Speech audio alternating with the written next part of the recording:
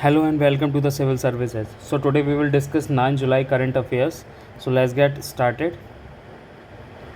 So our today's headlines is US trade deal India will targeting July deadline. Then ban on fuel on ELVs end of life vehicles. Then we will discuss great hornbills.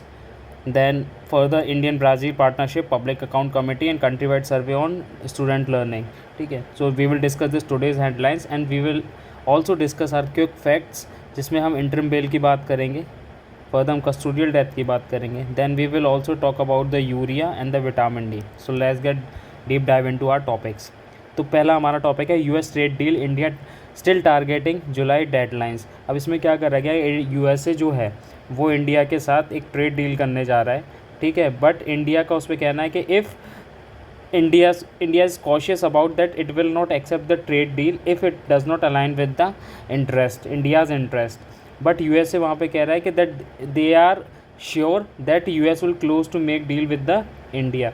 But यहाँ पे एक catch है. वो catch ये है कि USA ने जो है टैरिफ जो है इंडिया का टैरिफ क्या करा है, वो 1 अगस्त तक क्या करा है, एक्सटेंड कर दिया है. उसके बाद अगर ये ट्रेड डील होती है तो for sure they will not put the tariffs. ठीक है, अगर ट्रेड डील हो जाती है तो वो टैरिफ नहीं लगाएंगे और ट्रेड डील नहीं होती है तो then sure shot they will be put a tariff on the India. ठीक है, तो ट्रंप ने ऑल्सो 14 कंट्रीज़ को वार्न करा है ऑफ हायर टैरिफ अगस्त 1 तक to address the trade deficit. अब ट्रेड डेफिसिट को कवर करिए और else we will put a tariff on those 14 countries. Now the question arises, ये टैरिफ एक्चुअल आखिर है क्या. ठीक है, तो हम डिस्कस करेंगे टैरिफ के बारे में. तो टैरिफ कुछ नहीं है, ये टैक्स है जो कि लगाया जाता है किस पे, इंपोर्ट एंड एक्सपोर्ट पर. ओके, इंपोर्ट और एक्सपोर्ट पे टैरिफ लगाया जाता है जो भी गुड्स कंट्री में आ रहे हैं या जा रहे हैं. ठीक है, देन ये जो टैक्स है वो कलेक्ट कर लिए जाते हैं कहाँ पे, बॉर्डर्स, जब वो मतलब उस पे बॉर्डर्स पे ही, ताकि ये जब हमारे जो या तो कंट्री लीव कर रहे हो या कंट्री के अंदर आ रहे हो इंपोर्ट और एक्सपोर्ट पे. ये मैंने आपको बता दिया. अब इसका बेसिकली पर्पस क्यों होता है, पर्पस क्या है कि हम ये टैरिफ लगाते हैं. तो the purpose is of this tariff is कि या तो गवर्नमेंट को अपना रेवेन्यू है उसको बढ़ाना है, या हमारा डोमेस्टिक इंडस्ट्रीज़ हैं उसको हमें प्रोटेक्ट करना है, या फिर हमें अपना ट्रेड बैलेंस करना है. तो आपको ये भी समझ में आ गया कि टैरिफ क्या है, उसका पर्पस क्या है लगाने का. अब यहाँ पे देखो आपके हमारे टाइप्स ऑफ टैरिफ क्या होते हैं. टाइप्स ऑफ टैरिफ वो हमारे होते हैं, पहला एड वैलोरम टैरिफ, सेकंड है हमारा स्पेसिफिक टैरिफ जो कि स्पेसिफिक लगाया जाता है पर्टिकुलरली ऑन द क्वांटिटी और या स्पेसिफिक गुड्स के लिए. देन हमारा होता है मिक्स होता है, ये कॉम्बिनेशन ऑफ इन दोनों का होता है. तो पहले हम एड वॉल्यूम टैक्स समझ लेते हैं कि एड वॉल्यूम टैक्स किस लिए जगह है. ये चार्ज करा जाता है ऑन पर्टिकुलर प्रोडक्ट की किसी प्रोडक्ट वैल्यू पे करा जाता है. ठीक है, ये जो स्पेसिफिक फिक्स्ड ये पर यूनिट पे लगाया जाता है, पर यूनिट जैसे केजी हो गया. ठीक है, या फिर आप जिस भी क्वांटिटी में आ रहे हो उस पर टैक्स लगाया जाता है. और ये मिक्स टैक्स होता है, ये दोनों चीज़ों पर लगाया जाता है. इस टाइप से टैरिफ लगाया जाता है. तो आपको ये टैरिफ पूरा क्लियर हो गया होगा कि टैरिफ जो है इंपोर्ट्स और गुड्स पर लगाया जाता है. उसका रीज़न ये होता है कि गवर्नमेंट को रेवेन्यू जो इंक्रीज़ करना हो, या डोमेस्टिक इंडस्ट्रीज़ को प्रोटेक्ट करना हो, या ट्रेड बैलेंस हो रहा हो, तो इस वजह से टैक्स लगाया जाता है. वो 3 टाइप के होते हैं, ad volume, specific and mix tax. Now moving to our next news, ban on ELVs is basically end of life vehicles in Delhi put on hold in November. अभी क्या कर रहे थे, 1 जुलाई से लगा रहे थे कि जो 15 ईयर्स से अबव की जो भी व्हीकल्स होंगी उसको क्या कर दिया जाएगा, बैन कर दिया जाएगा. जो कि डीजल और पेट्रोल के लिए डीजल के लिए 10 ईयर्स एंड पेट्रोल के लिए 15 ईयर्स, उनको क्या कर दिया जाएगा, बैन कर दिया जाएगा फॉर एनवायरमेंटल कंसर्न्स के कारण. ठीक है, तो इसको अब क्या कर दिया गया, इसको एक्सटेंड कर दिया गया है टिल November 1, 2025 इन दिल्ली. अब इसमें कुछ जो दिल्ली के जो 5 एडजॉर्निंग क्या है रीजन्स हैं, NCR district and national capital regions हैं, जैसे कि गुरुग्राम, फरीदाबाद, गाज़ियाबाद, गौतम बुद्ध नगर एंड सोनीपत. तो यहाँ पे क्या करा गया, ये भी लागू होंगे और इनके लिए भी एक्सटेंड कर दिया गया. अब ELVs पेट्रोल व्हीकल जो 15 साल से कम होंगे और डीजल पर जो 10 साल से कम होंगे सिर्फ उनको ही परमिट करा जाएगा। ओरिजिनल बैन जो होगा 1 जुलाई से था, बट उस as per the CAQM directives, but उसको एक्सटेंड करके नवंबर 1 कर दिया गया है। ठीक है, अब और क्या कहा है, जो वहाँ के एनवायरनमेंट मिनिस्टर ने दिल्ली के सिरसा जी, उन्होंने बोला ये पीपल सेंट्रिक डिसीजन है and relief for the citizen, ताकि उनको पॉल्यूशन से भी राहत मिले। So this is all about this news. Okay, basically it is for the environment concern.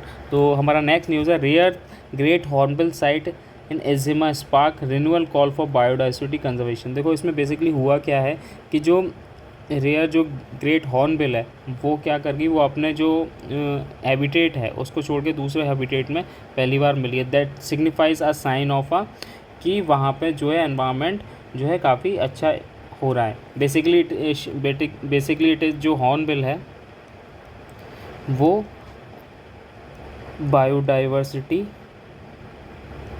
Health को शो करती है। ठीक है, तो अब थोड़ा बहुत इसके बारे में न्यूज़ के बारे में जानते हैं। केरला स्टेट बर्ड है hornbill and is was spotted in Kakkampara near Ezhimala Kannur के पास। ठीक है, यह यहाँ पे देखने को मिली है and for its usual forest habitat, मतलब ये यहाँ पे नहीं रहती थी बट ये यहाँ पे आई हुई है। ठीक है, typically found in the forest areas like Silent Valley, Nelliampathy, Athirappilly, ये इन सब लोकेशंस पे क्या है, ये इसका हैबिटेट है। बट ये कहाँ पे पाई गई हमें, ये हमें मिली यहाँ पे काकम्पारा में। So it shows its sites coastal region in rare and season ecological indicator of biodiversity health. ठीक है, अब थोड़ा बहुत इस बर्ड के बारे में जान लेते हैं। इसका distribution north east region, western Ghats and Himalayan forest में पाया जाता है और बेसिकली और भी कंट्रीज़ में जैसे कि Bhutan, Nepal, Thailand, Myanmar, Malaysia, Sumatra and Singapore में भी इसको देखा जाता है।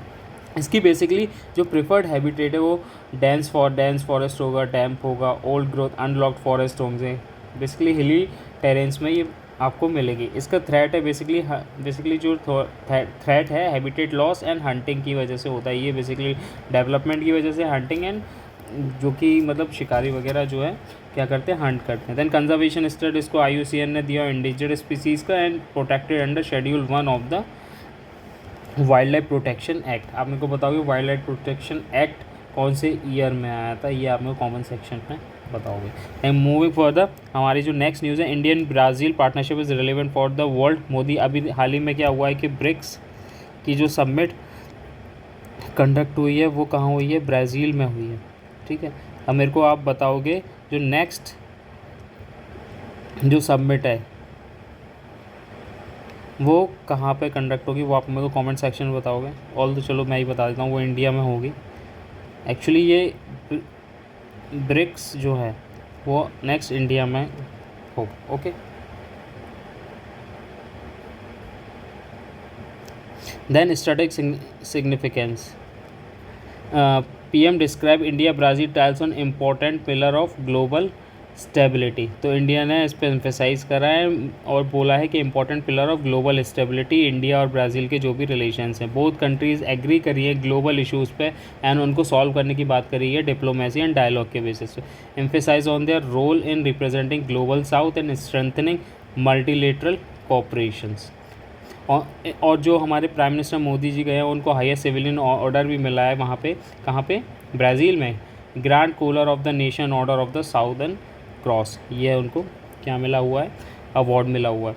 स्टेटमेंट कुछ मोदी ने जो बोला है कि जो वहाँ के प्रेसिडेंट लूला द सिल्वा वो चीफ आर्किटेक्चर है इंडिया ब्राज़ील स्ट्रेटेजिक पार्टनरशिप के and he shared values as a large democratic nation and उन्होंने ये भी बोला है कि zero tolerance and no doubt double standards on the terrorism पे, कोई भी डबल स्टैंडर्ड्स को जो है वो टॉलरेट नहीं करा जाएगा एंड उसको कोई भी और ज़ीरो टॉलरेंस रहेगा टूवर्ड्स टेररिज्म। और बायलैटरल ट्रेड को इंक्रीज़ करने की बात करिए टूवर्ड इन 5 years $20 billion की लिए। देन की एग्रीमेंट्स इन्होंने renewable energy, combating terrorism, intellectual property right, agriculture, classified information protection and defence industry पे इन्होंने जो क्या करे हैं हमारे MOUs साइन करें हैं 6। Okay, then moving further, public account committee tell DGCA to hold a complete safety audit of all aircraft. तो पब्लिक अकाउंट कमेटी ने सेफ्टीज़ के लिए एंड प्राइसिंग के लिए जो है क्या करा है, सबकी ऑडिट करेंगे। कौन? ये पीएसी ने बोला है। DGCA told to conduct full safety audit of all aircraft after Air India crash. Air India crash के बाद जितने भी हमारे एयरक्राफ्ट्स हैं उसको हम क्या करेंगे, उसकी सारी पूरी सेफ्टी ऑडिट होगी। ठीक है। पैसेंजर मस्ट फील सेफ़, ये इसके लिए करा गया है। प्राइस सर्जिंग भी इन्होंने, जो हमारी अभी कोविड के टाइम पे प्राइस सर्जिंग एकदम प्राइस एकदम बढ़ गए थे उसके, तो उस पर भी ये लोग देखेंगे। डीजीसीए ने भी कुछ इशू करी गाइडलाइन टू फेयर हाइक्स। इन्होंने भी ये चीज़ बोली थी, unfair pricing should not wait for the airline consensus, concern over tariff gaps between airport authority of India and private airports. ठीक है, इसके बीच में जो टैरिफ गैप्स हैं उसको भी फुलफिल करने की बात कही है। Then PSC is dissatisfied with the airport economic regulatory areas for fee explanation. जैसे जैसे ये महाकुंभ के टाइम पे फ़ी को जो है इंक्रीज़ करा गया था, उसके एक्सप्लेनेशन से भी PSC, और ये एक्सप्लेनेशन दिया था हमारा एरा ने, जो एयरपोर्ट इकोनॉमिक रेगुलेटरी अथॉरिटी है, उन्होंने एक एक्सप्लेनेशन दिया कि भाई इस वजह से हुई है। तो but that PSC is not satisfied with that. Now कुछ PSC की कुछ रिकमेंडेशन है जो उन्होंने बोला कि भाई कंप्लीट DGCA सेफ्टी ऑडिट होगा सारे एयरक्राफ्टों का। एक स्ट्रिक्ट गाइडलाइंस बनाई जाएगी अगेंस्ट अनजस्टिस फेयर हाइक, जो मतलब मनमाना फेयर को, किराए को ये लोग बढ़ा देते हैं। Then review tariff discrepancies and enhance regulatory oversight, इसके भी उन्होंने बात करी है कि जो डिस्क्रिपेंसीज हैं टैक्स में, जैसे प्राइवेट एयरपोर्ट्स की और एयरपोर्ट अथॉरिटी ऑफ इंडिया की गवर्नमेंट वाली की, जो टैक्स का जो डिफरेंस है उसको भी ध्यान में रखा जाएगा। ठीक है, उस पर भी बात होगी, उसको भी रिव्यू करा जाएगा। देन क्वेश्चन अराइजेस कि PSC आखिर है क्या। तो PSC क्या है? PSC basically 3 financial parliamentary committees में से एक कमेटी है, जो कि पहली तो हो गई पार्लियामेंट अकाउंट कमेटी, सेकंड हो गई हमारी एस्टिमेट कमेटी, एंड थर्ड हो गई कमेटी ऑफ पब्लिक अंडरटेकिंग। ठीक है, इसको पावर मिलती है हमारे article 105 of parliamentary privileges and article 118 rule of procedure से। इसको फर्स्ट टाइम इस्टेब्लिश करा गया था मॉन्टफोर्ड रिफॉर्म 1919 में। ठीक है, और इसको फॉर्मली इंट्रोड्यूस करा गया 1921 में। इसमें basically Lok Sabha rule under Lok Sabha rule के अंदर ये फॉर्मुलेट होती है अंडर 308 को। ओके, देन 22 मेंबर्स इसमें होते हैं through Lok Sabha and from the Rajya Sabha. तो 15 + 7 होते हैं, जो 15 जो होंगे लोकसभा से होंगे, 7 जो होंगे वो राज्यसभा से होंगे। और ये 1 ईयर के लिए क्या करा जाता है, इसको गठित करा जाता है। Minister can not be a member, इसमें जो भी मिनिस्टर होगा वो मेंबर नहीं होता है। देन चेयरपर्सन इसके जो होंगे वो हमारे लोकसभा के स्पीकर होंगे। ठीक है, इसका पर्पस होता है whether to check the parliament grants funds are used properly, जितने भी पार्लियामेंट फंड्स हैं उसको प्रॉपर्ली यूज़ करा जा रहा है या नहीं करा जा रहा है। Ensure spending in with in the scope of demand, के मतलब जो भी डिमांड करेंगे उसी के लिए इसको यूज़ करा जा रहा है, उतना ही यूज़ करा जा रहा है, इसका प्रॉपर यूज़ करा जा रहा है। ये सारी चीज़ें कौन देखता है? पब्लिक अकाउंट कमेटी देखती। देन ये ऑल्सो एग्जामिन करती है कि अप्रोप्रिएट एंड फाइनेंशियल अकाउंट्स को भी एग्जामिन करती है। ये कैग की रिपोर्ट्स और एक्सपेंडिचर एंड रेवेन्यू को भी ऑडिट करती है। Audit reports of autonomous bodies, review both excess and saving due to estimation on procedural errors, do not examine. ये एग्जामिन किसको नहीं करती? Public undertaking handled by the separate committee, इसको examine नहीं करती। ये की पॉइंट है, इसको रिमेंबर रखिएगा। देन इसका नेचर है, ये एडवाइजरी है, not an executive body, and can recommend not enforce. तो ये एडवाइस कर सकती है but it can not execute, मतलब ये इसकी जो एडवाइस होगी वो ले जा सकती है बट इन्फोर्स नहीं कर सकते। सो this is all about the public account committee. Next is our country wide survey reveals deficit in student learning. अभी जो है एक सर्वे कंडक्ट कराया गया है, परख RS सर्वे। परख is basically a performance assessment, review and analysis of knowledge for holistic development of राष्ट्रीय सर्वेक्षण। ठीक है, इसको कंडक्ट कराया गया है and it is national achievement survey. Formally इसको नेशनल अचीवमेंट सर्वे भी बोला जाता है। अब इसमें क्या करा गया है, इसमें कवरेज जो करा गया है वो 21.15 लाख स्टूडेंट का करा गया है, जो ग्रेड 3, 6 एंड 9 को इसमें इंक्लूड करा गया है। 781 डिस्ट्रिक्ट में कवर करा गया है। 2.7 lakh teacher school leaders also participated by question, इसमें पार्टिसिपेट करा है। अब टॉप परफॉर्मिंग स्टेट्स हम बात करें तो पंजाब है, हिमाचल प्रदेश एंड केरला है for in this survey, according to this survey. Then grade 6 में Kerala, Punjab, Dadra Nagar Haveli and Daman and Diu, and grade 9 में Punjab, Kerala and Chandigarh. Okay, so this is the top performing state. अब स्कूल टाइप परफॉर्मेंस में बात करें तो ग्रेड 3 में केंद्रीय विद्यालय आया है, worst in but perform worst in the math में, ठीक है। देन टॉप 6 में जो आया है वो state government and government aided school showed weak math skills, तो ये भी आप देख लो ग्रेड 6 से। ग्रेड 9 में केंद्रीय विद्यालय excelled in all subject specially languages, और जो ग्रेड 9 है उसमें क्या है, केंद्रीय विद्यालय ने किस में एक्सेल करा है सारे सब्जेक्ट में, स्पेशली इन जो भी लैंग्वेज के सब्जेक्ट्स होते हैं। देन इसमें कुछ लर्निंग इंसाइट्स हमें मिलते हैं सर्वे से, वो है कि ग्रेड 3 में 67% can use words for daily interaction in for meaning, और उनको इस चीज़ की मीनिंग्स भी पता है। 60 to 69% can sort object and identify patterns, वो सर्टेन पैटर्न्स ऑब्जेक्टिफाई भी कर सकते हैं ग्रेड 3 के बच्चे। Only 55% can arrange numbers up to 99 correctly, मतलब जो वर्ड नंबर्स हैं 0 से लेकर 99 तक वो करेक्टली लगा सकते हैं, वो सिर्फ 55% बच्चे ही हैं। ग्रेड 6 की अगर मैं बात करूँ तो 54 बच्चे जो हैं वो understand place value and large numbers को समझ सकते हैं। ओनली 38% जो सॉल्व मैथ प्रॉब्लम्स कर सकते हैं, 38 कैन क्वेश्चन, तो ये सारी चीज़ें हैं। एंड 45% ये ऐसा इस न्यूज़ में फिगर्स दिए हुए हैं। तो बेसिकली आपके मेंस आंसर राइटिंग में काम आएगा कि हमारी जो स्टूडेंट लर्निंग इंसाइट्स हैं वो क्या होती है, वो आप समझ सकते हो कि किस फेजेस में किस तरीके से जो है लर्निंग इंसाइट्स हैं बच्चे की, वो आप यहाँ पे देख सकते हो। इसका कंक्लूजन बेसिकली ये निकल के आया है कि major learning gaps exist in math, language and science, तो इसमें मेजर लर्निंग गैप्स निकल के आए। Even basic skills are lacking among significant number of student, basic skills वहाँ पे लैक हो रही हैं। Then urgent focus on foundational learning, इस पर हमें फोकस करना चाहिए। And teaching quality is also need to be improved.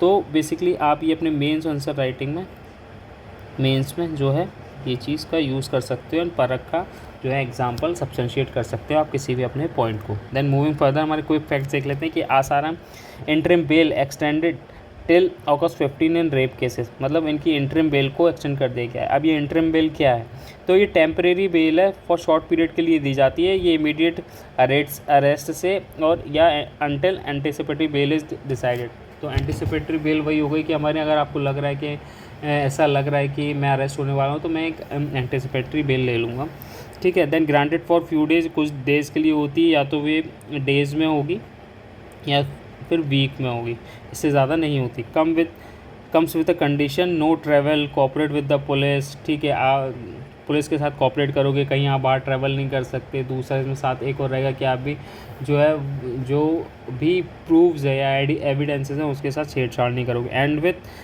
Ends when court decide on full bail applications, तो फुल बेल के साथ एप्लीकेशन के साथ ये क्या कर सकते हैं, and when court decide on full bail application, तो ये कोर्ट जो है वो क्या कर सकता है, एंड कर सकता है ये भी बेल एप्लीकेशन को। अब नेक्स्ट न्यूज़ है हमारी, CBI told to file report on Tamil Nadu custodial death case by August 20। Custodial death वो होती है कि किसी टॉर्चर, ठीक है, लॉकअप में अगर किसी टॉर्चर, अब्यूज़ या नेग्लिजेंस की वजह से किसी भी प्रिजनर की जो है मृत्यु हो जाती है उसे कहते हैं कस्टोडियल डेथ, ठीक है। Police and judicial custody occur in police custody या जुडिशियल कस्टडी में, जेल या प्रिजन में, ठीक है। Often linked to torture, abuse and negligence, जो मैंने आपको बता दिया, जिसकी भी हो जाती है उसे कस्टोडियल डेथ कहते हैं। Violates human rights and constitutional provision under article right to life के अगेंस्ट भी है, उसको वॉयलेट करता है। Require mandatory magisterial inquiry and postmortem, इसमें रिक्वायर होती है क्या, magisterial inquiry and postmortem.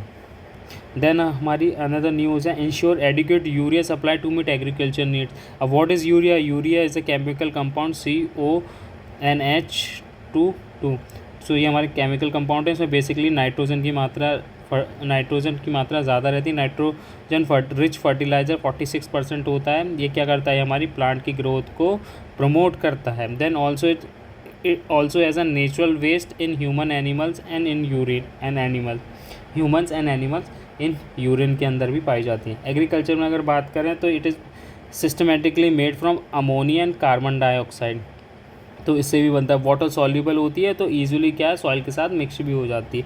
Y urea is use in, तो यही बेसिकली इसके की फीचर्स हैं कि किस लिए यूज़ होती है। फॉर एग्जांपल जैसे कि मैं बताऊँ आपको, नाइट्रोजन कंटेंट ज़्यादा होता है, लो कॉस्ट होती है, इजी अवेलेबिलिटी होती है, क्विक डिज़ोल्व हो जाता है, aids leaf shoots and protein development में भी काम आता है। Needs careful use to avoid salt damage and nitrogen losses.